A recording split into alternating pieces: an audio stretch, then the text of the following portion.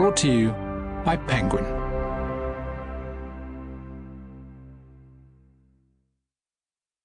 The Short Reign of Pippin IV, A Fabrication, by John Steinbeck. Read for you by Jefferson Mays. Number 1 Avenue de Marigny in Paris is a large, square house of dark and venerable appearance.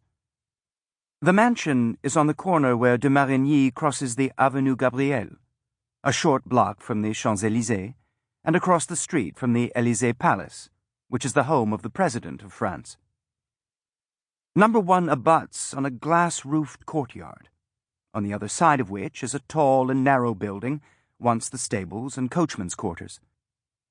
On the ground level are still the stables, very elegant, with carved marble mangers and water troughs. But upstairs there are 3 pleasant floors, a small but pleasant house in the center of Paris. On the second floor, large glass doors open on the unglassed portion of the courtyard which connects the 2 buildings. It is said that Number 1, together with its coach house, was built as the Paris headquarters of the Knights of St. John, but it is presently owned and occupied by a noble French family who for a number of years have leased the converted coach house, the use of the courtyard, and half of the flat connecting roof to Monsieur Pippin Heristal and his family, consisting of his wife Marie and his daughter Clotilde.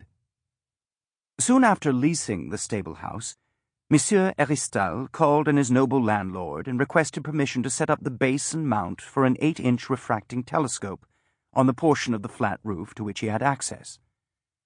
This request was granted, and thereafter, since Monsieur Heristal was prompt with the rent, intercourse between the 2 families was limited to formal greetings when they happened to meet in the courtyard, which was, of course, guarded by heavy iron bars on the street side. Heristal and landlord shared a concierge, a brooding provincial who, after years of living in Paris, still refused to believe in it.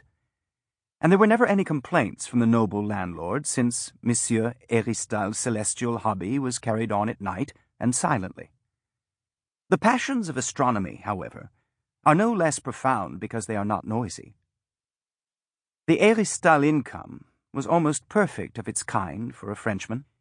It derived from certain eastward-facing slopes near Auxerre, on the Loire, on which the vines sucked the benevolence from the early sun and avoided the poisons of the afternoon, and this, together with a fortunate soil and a cave of perfect temperature, produced a white wine tasting like the odor of spring wildflowers, a wine which, while it did not travel well, had no need, for its devotees made pilgrimage to it. This estate, while small, was perhaps the very best of a holding once very great. Furthermore, it was cultivated and nurtured by tenants expert to the point of magic, who, moreover, paid their rent regularly, and had generation by generation. Monsieur Heristal's income was far from great, but it was constant, and it permitted him to live comfortably in the coach house of Number 1 Avenue de Marigny, to attend carefully selected plays, concerts, and ballet, to belong to a good social club and 3 learned societies, to purchase books as he needed them, and to peer as a respected amateur at the incredible heavens over the 8th arrondissement of Paris. Indeed, if Pippin Heristal could have chosen the life he would most like to live, he would have spoken with very few changes for the life he was living in February of 19 blank. He was 54, lean, handsome, and healthy in so far as he knew. By that I meant his health was so good that he was not aware he had it. His wife, Marie, was a good wife, and a good manager who knew her province and stayed in it. She was buxom and pleasant, and under other circumstances might have taken her place at the bar of a very good small restaurant. Like most French women of her class, she hated waste and heretics, considering the latter a waste of good heavenly material. She admired her husband, without trying to understand him, and had a degree of friendship with him which is not found in those marriages where passionate love sets torch to peace of mind. Her duty, as she saw it, was to keep a good, clean, economical house for her husband and her daughter. Sample complete. Ready to continue?